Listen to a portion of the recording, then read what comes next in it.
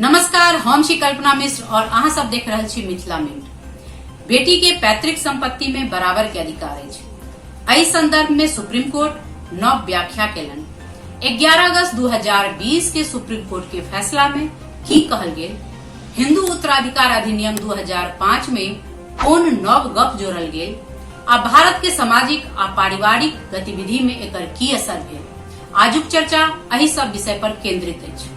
आउ चर्चा शुरू करय से पहले अहाँ सबसे निवेदन अछि जे मिथिला मिंट चैनल के अगर अहाँ सब सब्सक्राइब नहीं केलहुं हैं तो जल्द से जल्द एकरा सब्सक्राइब करू।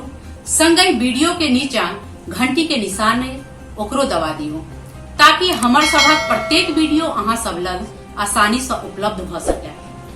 जतेक बेसी संख्या में अहाँ सब ई चैनल के सब्सक्राइब करब हमर टीम के प्रोत्साहन भेटत। आब हम सब मूल विषय पर आबै छी। न्यायमूर्ति अरुण मिश्रा, न्यायमूर्ति अब्दुल नजीर और न्यायमूर्ति एम.आर. शाह के 3 सदस्यीय बेंच हिंदू उत्तराधिकार कानून 2005 के एक नव व्याख्या केलनि। एहि व्याख्या से पहले ई जानबाक प्रयास करै छी जे हिंदू उत्तराधिकार अधिनियम 2005 के प्रादुर्भाव कोना भेल। जेना कि एहि अधिनियम के पहिल शब्द अछि हिंदू, तब पहले हिंदू के मतलब बुझबाक चाही। हिंदू, बौद्ध, जैन और सिख धर्म के माना वाला लोक के हिंदू कहल गेल। मुस्लिम, पारसी और ईसाई धर्म के माना वाला लोक एहि दायरा में नहीं अबै छथि। संयुक्त परिवार में संपत्ति के बंटवारा कोना हुआ, एहि के लेल 1956 में कानून बनायल गेल, जकरा हिंदू उत्तराधिकार कानून 1956 कहल गेल। एहि कानून में पैतृक संपत्ति पर सिर्फ और सिर्फ पुरुष को पार्सनर यानी पुत्र के अधिकार देल गेल। बेटी के पैतृक संपत्ति में कोनो अधिकार नहीं देल गेल। समय समय पर संसद आ न्यायालय द्वारा एहि कानून के समीक्षा होइत रहल। 5 सितंबर 2005 में संसद द्वारा हिंदू उत्तराधिकार कानून 1956 में संशोधन कयल गेल, जय में बेटी के पैतृक संपत्ति में बराबर के भागीदार मानल गेल। मतलब बेटी के परिवार के को पार्टनर यानी सहदायक मानल गेल। 9 सितंबर 2005 में ई कानून संपूर्ण देश में लागू भ गेल। हिंदू उत्तराधिकार कानून 2005 में कहल गेल कि अगर पिता के मृत्यु 9 सितंबर 2005 से पहले भ गेल अछि त एहन अवस्था में पुत्री के पैतृक संपत्ति में कोनो अधिकार नहीं देल जायत। सरल भाषा में कही तो 9 सितंबर 2005 के बाद जीवित पिता से ही पुत्री के एहि कानून के लाभ के प्रावधान राखल गेल। ओना ई कानून के महिला के पैतृक संपत्ति में अधिकार के मामला में अहम मानल गेल। देश में पहिल बेर हिंदू महिला के पैतृक संपत्ति में अधिकार भेटल। समय बीतैत गेल। देश के अलग अलग न्यायालय में एहि संदर्भ से जुड़ल बहुत रास केस आबैत गेल। कोर्ट कानून के आलोक में फैसला सेहो देला।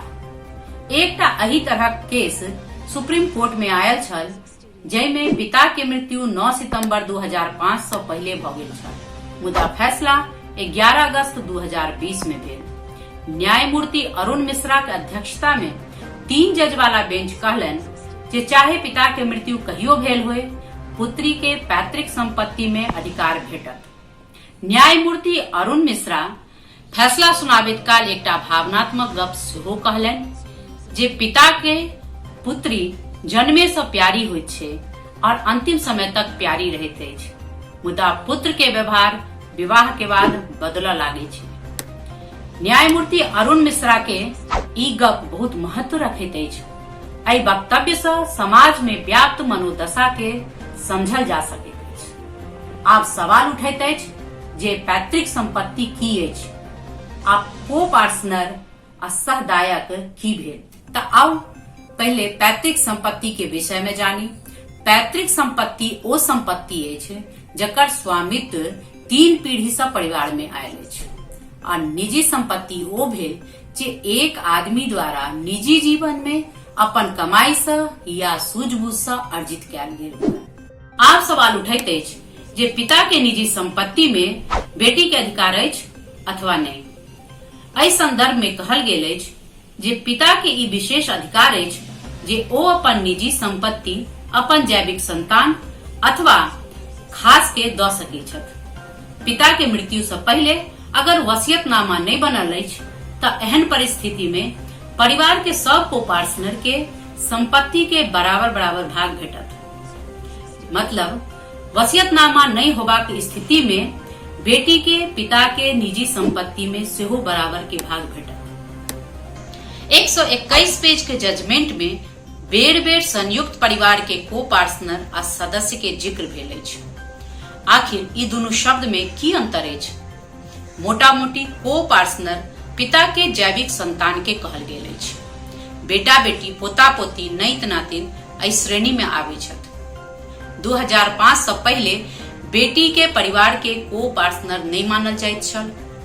परिवार के सदस्य ओ भेला जे प्रत्यक्ष रूप से संपत्ति पर दावा नहीं कर सकै छथि, यानी पत्नी आ बहू। मतलब पत्नी आ बहू परिवार के मात्र एक सदस्यता छथि। सुप्रीम कोर्ट 11 अगस्त का राज्य के उच्च न्यायालय और अन्य न्यायालय के आदेश दिलन जे बेटी के संपत्ति के अधिकार से जुड़ल हरेक मामला के निपटारा 6 महीना के भीतर करैत। आ भी समाज के विवेक पर निर्भर करैत अछि जे एहि कानून के कोना प्रभावी बनायल जाय। समाज में कहल जाइत अछि जे बेटी पराया धन होइत अछि। एहि मनोभावना से ऊपर उठबाक जरूरत अछि। बेटी के सेहो माता पिता के सेवा करय के अधिकार भेटक चाही आ ओ स्वयं एकर भागीदार बनैत। एहन नहीं होय जे बंटवारा के बाद माता पिता के वृद्धा आश्रम में जीवन व्यतीत करय पड़नि और कोनो संतान हुनकर देखभाल करय के लेल आगू नहीं आवे। भाई बहन के आपसी सौहार्द आ प्यार बनल रहे, एहि के लेल समाज आ परिवार के पहल करबाक आवश्यकता अछि। एहि कानून से विधवा और ससुराल से प्रताड़ित स्त्री के जीवन यापन करय के लेल सबल भेटत। निश्चित रूप से भारत के सर्वोच्च न्यायालय द्वारा हिंदू उत्तराधिकार कानून के नव व्याख्या महिला आ भारतीय समाज के सकारात्मक दिशा प्रदान करत। आप सवाल उठैत अछि जे हिंदू और गैर हिंदू के लेल अलग अलग कानून किया। एक देश एक कानून के मांग बेर बेर उठैत अछि। आशा करैत छी भारतीय संसद अहू पर जल्दिए विचार करता। जो अहाँ सबके एहि कानून से संबंधित कोनो सूक्ष्म जानकारी चाही त कानूनविद से ली। जो अहाँ सबके कोनो सुझाव या सलाह देबाक हुए त YouTube के कमेंट बॉक्स में अवश्य दी। अगर वीडियो पसंद आवे त शेयर करी, चैनल के सब्सक्राइब करी। अहाँ सबके समक्ष एकटा नव मुद्दा के संग फेर उपस्थित है। ताबित के लेल कल्पना मिश्रा के इजाजत दिया। जय हिंद, जय मिथिला, जय जानकी।